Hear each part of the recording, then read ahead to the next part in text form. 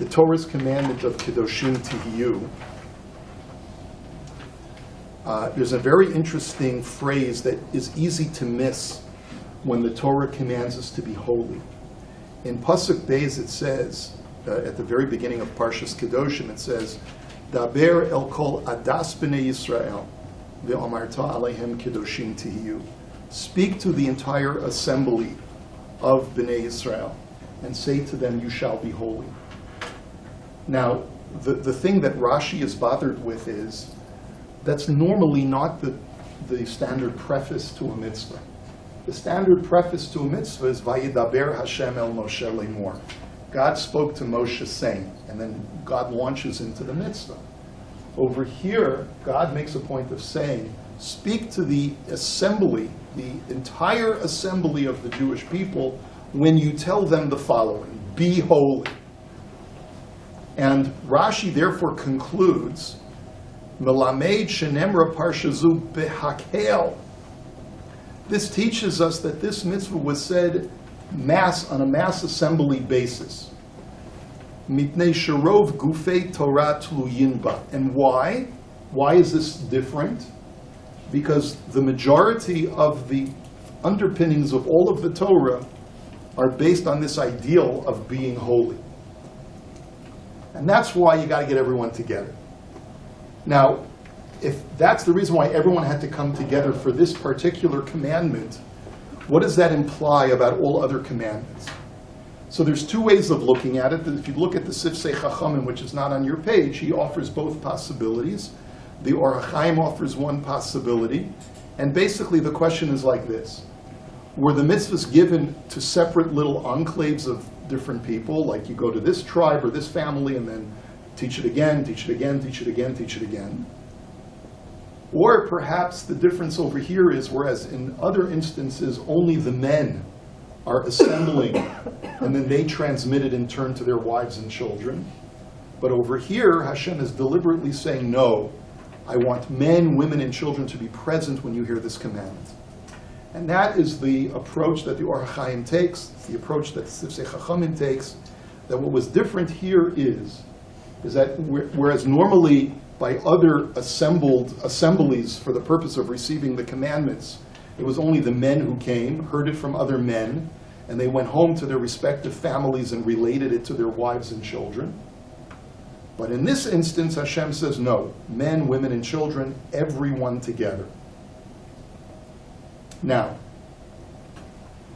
Rav Menashe Klein was a Hungarian Hasidic Rav who passed away about 6 years ago.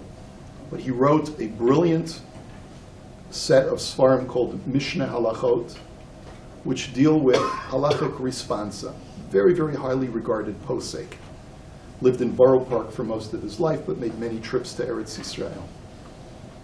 And he makes a fascinating observation. He says, there's this concept in the Gemara that talks about the mechitza, what the origin of the mechitza are. Does anyone know what the origin of a mechitza is?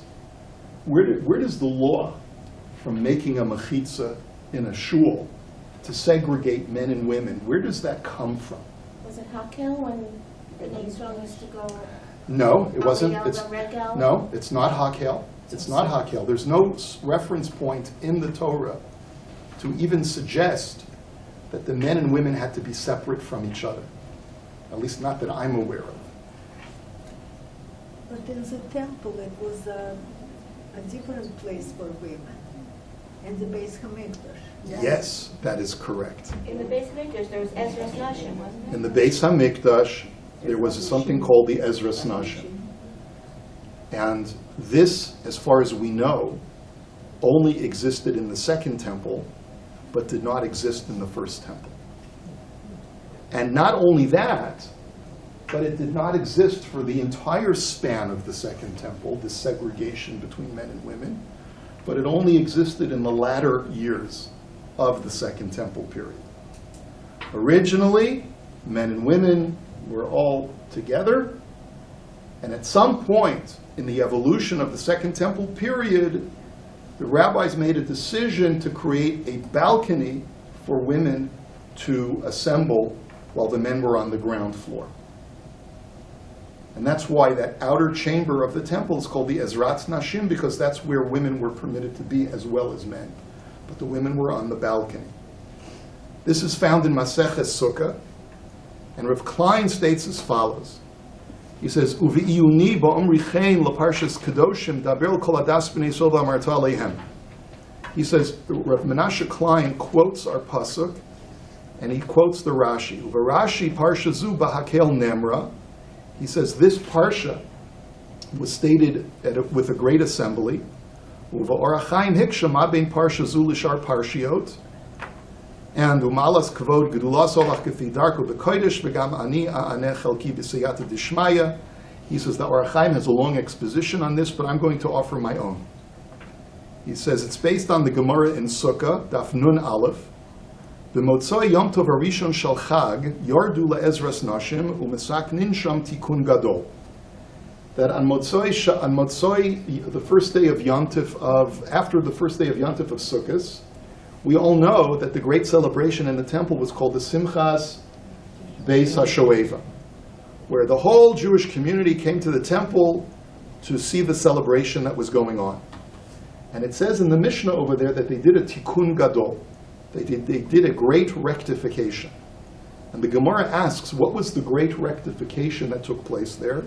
Well, the Gemara, my tikkun gadol, Amar Rebbe Eliezer ka'osa sheshaninu chalaka hayta barishana v'hikifu hagazuz Torah v'hitkinu sheyu nashim yoshvot milamala va'anashim milamata v'darshu mikra v'safta ha'aretz mishpachot levad. Basically, the Gemara says that originally there was only one floor to that outer courtyard. But the rabbis decided that they should segregate men from women, and therefore they said that the women should sit on the second floor by creating these bleachers or some kind of a peripheral balcony all around the side, and that's where the women would be able to situate themselves. And it's based on a pasuk that the earth will eulogize with separation.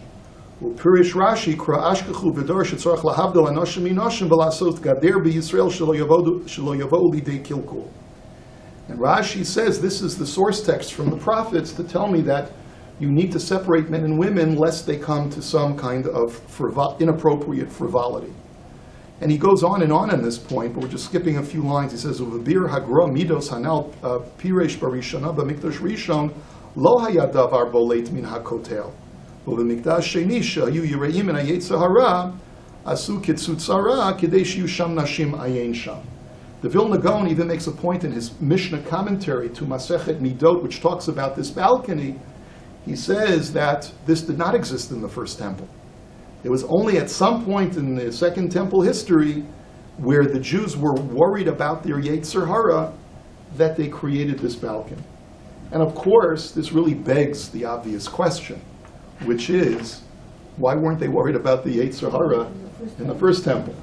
And why wasn't this originally part of the specifications of Solomon's temple, or even for that matter, the Mishkan? So, ulefi zeh bishat hakel sheparsha zu, the gam shar parshiot bahakel nemru tiksha. Tiksha, he says, if that's the case, then this entire parsha of Kedoshim, which was said assembling men and women together, we should be disturbed. Heich lo chashashu mihata'aruvot. How was it that the leaders were not worried about licentious commingling? Ubifrat b'makom hashchina v'yom hachanecha kadosh. And that's especially true if the Shechina is right there. We have to even go further to preserve holiness. Why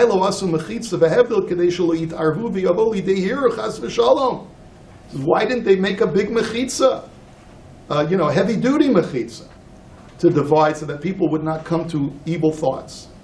Why did Hashem say just the contrary? Gather the men and women together. Make sure that they're standing together in the same place.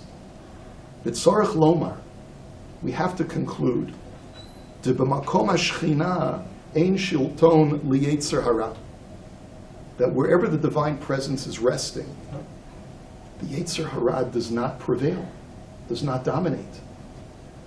the kulo kodesh. Everything's holy.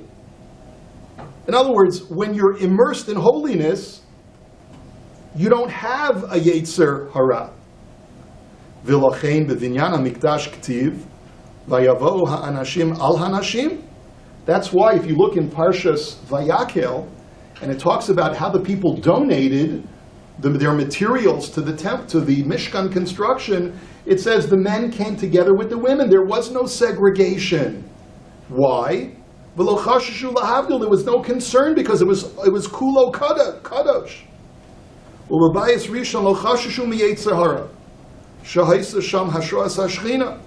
And in the first temple there was no concern about the Yetzer Hara.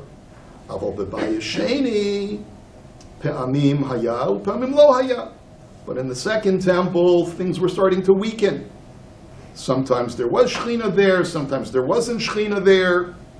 Skip to the next paragraph. Biram harei b'bayit rishon lo chashushu v'kol shkein b'midbar dordeya. So he says, in the first temple there was no concern. And that's certainly true in the generation of the desert, known as the Dordeya, the enlightened generation.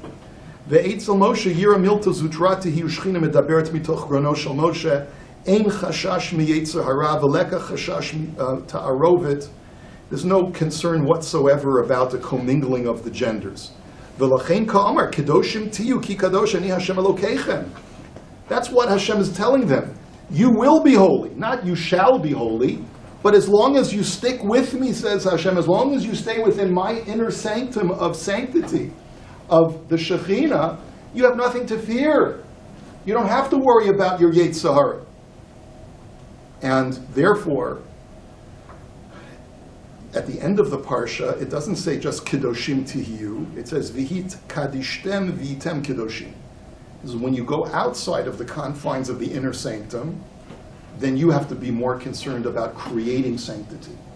When you're here right now, assembled by the tent, by the Mishkan, it's safe to have men and women together because there's Kedusha permeating everywhere. There's no Yetzer Hara.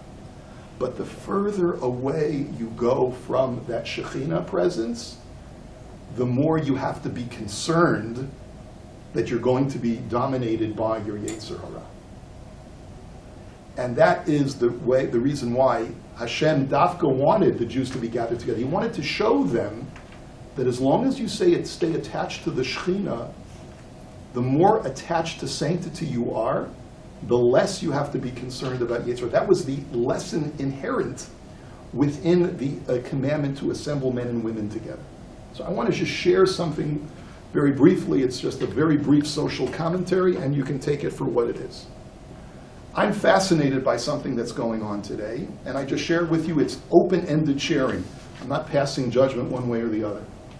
You may have noticed that in many of the modern-day English language, very religious magazines that are being circulated, and that many of you probably get in your own homes, there has been a policy that's come up in the last probably 10 to 20 years of a policy of not allowing women's faces or photographs to appear in these magazines. Okay, you're familiar with this phenomenon. And what's currently being debated in the Orthodox world, sort of like middle Haredi world, which is sort of like Aguda, right-wing OU, YU, Haredi circles, is the struggle. Yes, women's pictures, no women's pictures, like this is not how we grew up, why are we doing it? And the response, of course, is, there's two responses. One is the cynical response, which I think there's truth to, which is the magazines will tell you that if we put in women's photographs in our magazines, not that we think there's anything wrong with it, but we're going to lose subscriptions. Because in Hasidic circles, which now have huge populations that read these magazines, they're going to unsubscribe because mitornish mit the Meidalach, right? But the non-cynical answer, which there's truth in it also, is based on what Rav Klein suggests to us. That with every succeeding generation, the further you get away from the Shekhinah, the more moral breakdown that occurs within society, the more safeguards that are necessary. So whereas, I'm listening to my mother's voice. She says, when I was a girl, boys and girls would go on Shabbos walks because B'nai Akiva, and it was totally innocent, you had nothing to worry about. That's what my mother used to tell me. I don't know if your mother told you that thing. And today, she says, you can't do that because it's yichud and all these other things, right? So that was my mother's, canard against my yeshiva upbringing. But it does seem that we've seen a steady decline, and some would argue a very rapid, steady decline, of the moral fabric of society, the chastity of society, what is considered to be sacred and behind closed doors is no longer sacred and behind closed doors, like we talked about a few minutes ago in our Kuzari show. And so the question then, of course, becomes, okay, so then maybe there's truth to this idea that we have to institute additional safeguards. So there's a part of me that respects that idea. And then there's the other part of me that says, that expresses some level of indignation when my daughter went to a school in another city, so it doesn't have anything to do with anything you might be familiar with, where in her yearbook, which was just for girls, instead of blurring out the faces of the girls, they blurred out all the faces of her male siblings in her yearbook page, because it was considered to be a lack of tznius for girls to be looking at pictures of boys that were their age. And there's a part of me that says that part of the reason why pornography has become such a rampant problem in the Orthodox community is precisely because there have been excessive restrictions to make these things like stolen water.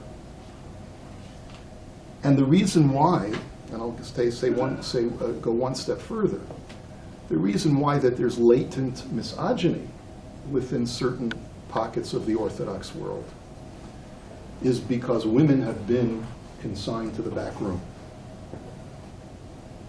And I don't have a reconciliation for this. I'm not offering a reconciliation. I'm saying that on the one end of the spectrum, I appreciate the need for additional safeguards in a society that continues to break down. On the other hand, I'm concerned that sometimes those safeguards are going to accomplish the exact opposite of what they set out to do. And they also have an additional injurious effect, which is to portray women as being non-existent or unimportant in some way. And so I don't have a solution to this problem, but I wanted to bring it, just something for people to think about. Ultimately, in any conflict that exists on a theological level, there has to be some kind of happy medium that you arrive at in the middle. And I know that that's why this is still being debated today. Yes? I have a quick comment. So I'm not sure where it's from, but the eyes are the window to the soul, and Jewish women don't keep their faces covered. So when I see an article in the YU Kollel, and or little brochures about Pesach, etc., they do show a picture of the woman who wrote the article, her face. So I like to see. I'm just making a general comment that if it's just a face, it's not a whole body. But then of course, the argument against that is that you're not a man, and you couldn't possibly understand the temptations that exist for a man who's going to be reading that periodical and is going to be having evil thoughts about the author of that article because he gets a chance to look at her face. Is that true? Devil's advocate.